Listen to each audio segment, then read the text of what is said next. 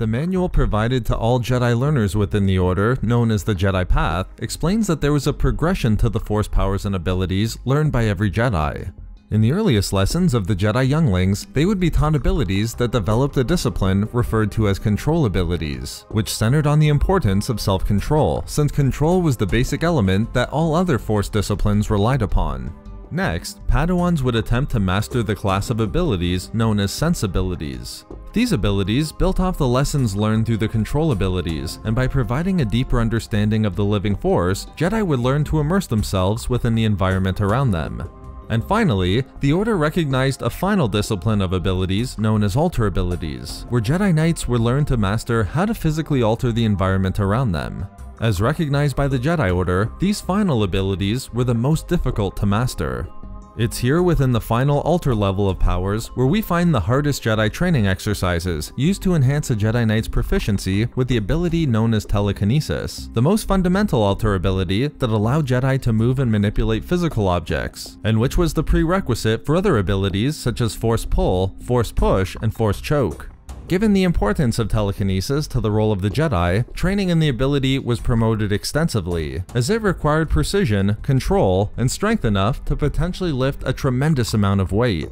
To enhance a Jedi's precision with telekinesis, they developed a training exercise in which Jedi Knights were required to fill an empty bottle with molecules of oxygen, gathering individual molecules from the air and then using telekinesis to place them within a bottle.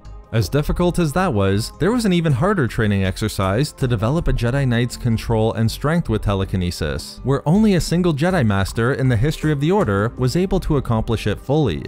Within a special chamber devoted to the exercise inside the Coruscant Jedi Temple, known as the Kadaka Chamber, there were a set of 7 stones called the Muntur Stones. Each stone was massive, weighing a few tons each, with at least one of the stones weighing over 5 tons. The stones had a well-defined purpose. They allowed Jedi to test their telekinesis abilities by seeing how many stones they could lift simultaneously once entering into a deep meditative state and connection to the Force.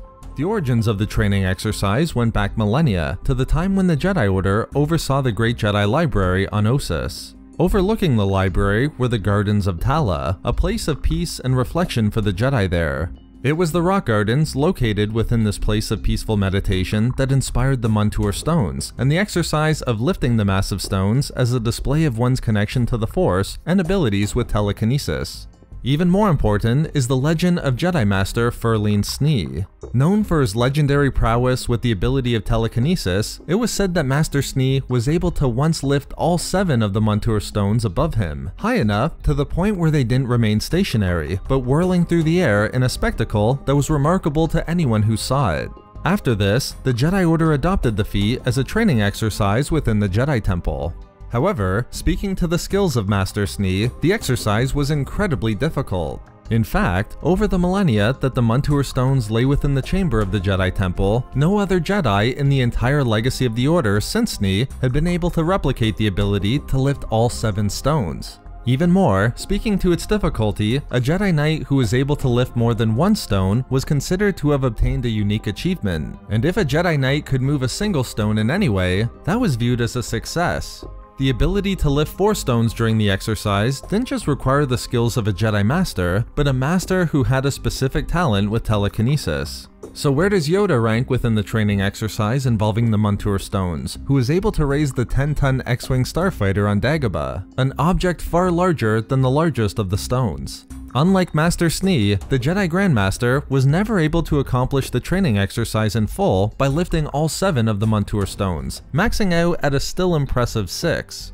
Further, again demonstrating the difficulty of the exercise, Yoda's notes in the Jedi Path reveal that over time, he lost the ability to lift more than 5 stones. Other than Yoda, there was another Jedi who was able to lift 6 of the 7 stones. This was Jedi Grandmaster Faye Coven, the Grandmaster who led the Order in the era before Yoda. Impressing even Yoda himself, Grandmaster Coven was able to lift 6 stones, but only after entering a long state of meditation that allowed her to fall deep into a connection with the Force. Therefore, the Muntur Stones was a trial and training exercise that tested even the Grandmasters of the Jedi Order, with even Yoda himself struggling to match the legendary feats of Master Snee. The Muntur Stones was certainly one of the most challenging Jedi training exercises to accomplish, where completing even a small fraction of the exercise distinguished Jedi as powerful users of telekinesis. So there we have it, the telekinesis exercise that tested even Yoda's abilities. Thank you very much to all of the Patreon members of Star Wars Reading Club, as your support is so greatly appreciated. You can find all of our social media links and a link to our Star Wars gaming channel in the description below for updates and even more Star Wars content. We love making these videos, so why not subscribe for more fun Star Wars theories and discussions. Also, if you enjoyed the video, think about giving a like or leaving a comment. If not for me, for the Great Jedi Library.